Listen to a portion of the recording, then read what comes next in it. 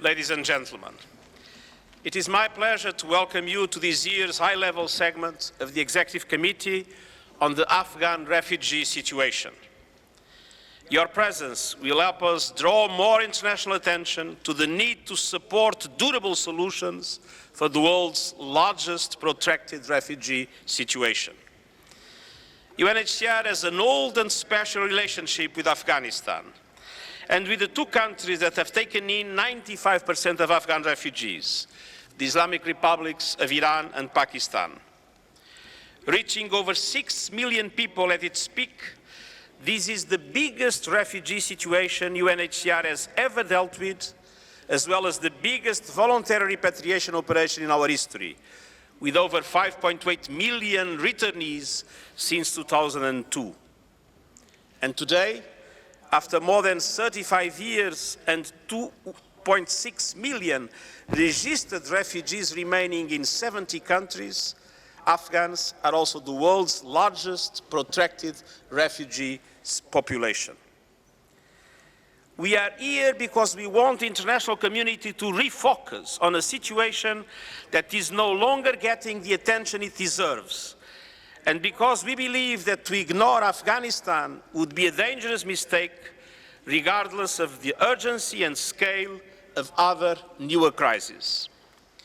Since the establishment of the Afghan National Unity Government, President Ghani and his administration have committed to making durable solutions for refugees and displaced persons a top national priority, including through the work of the High Commissioner for Migration, which is chaired by the President himself.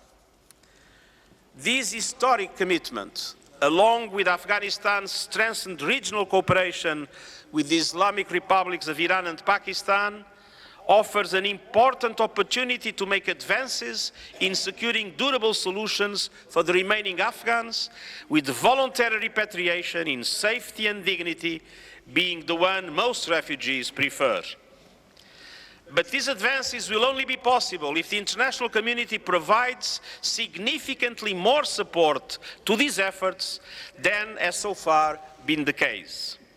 Most notably, the regional solution strategy for Afghan refugees, developed by the governments of the Islamic republics of Afghanistan, Iran and Pakistan with UNHCR, is the main vehicle for furthering these efforts and needs to be supported more decisively, in particular by development actors. Meanwhile, the situation in Afghanistan remains very challenging, as recent events in Kunduz have shown. The number of internally displaced persons now stands at nearly 1 million, and Afghans continue to leave the country to file new asylum applications elsewhere, and so far make up nearly 15% of those who have arrived by boat in Europe this year. But nevertheless, almost 54,000 refugees have returned to Afghanistan in 2015, almost as many as the combined total for the previous 2 years. And they joined the millions of others who have returned home since 2002 to a country where 1 in every 5 inhabitants is a former refugee.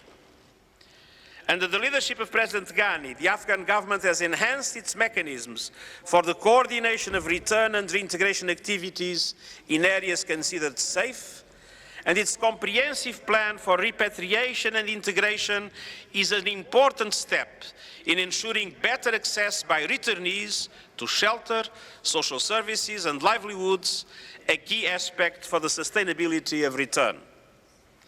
And UNHCR is also supporting the government to ensure that key return areas are taken into account in the implementation of national priority programs. The Afghanistan project's portfolio of the solution strategy, which will be launched at a side event tomorrow afternoon, sets out the priority areas of engagement for which we strongly appeal for donor support. The aim of these interventions, which were designed to complement the Afghan National Development Plan, is to support the creation of conditions for sustainable reintegration, targeting high return areas through community-based investments. And it is precisely because times are difficult that it is so important to support Afghanistan now. the Afghan government's initiative for an enhanced voluntary return and reintegration package for each returnee family merits particular attention, as it will provide increased support to refugee reintegration in the initial phase following their return home. Supported by broader findings on the utility of multi-purpose cash support, this is a key element of the strategy to anchor returning Afghans in their communities, including by facilitating access to land, housing, and livelihoods. Let me now turn to the two main countries of asylum. The Islamic republics of Pakistan and Iran have generously hosted millions of Afghan refugees for the past 3.5 decades, in an expression of solidarity and compassion with their neighbors that has few parallels in the world today. Between the two of them, this country still hosts 2.5 million registered and an estimated 2 million unregistered Afghans. At the height of the crisis 30 years ago, no one was collecting macroeconomic data to determine the impact of these immense refugee flows on the two neighboring countries. In Europe this year, 500,000 boat arrivals have overwhelmed capacities in many of the affected countries, most of them EU member states.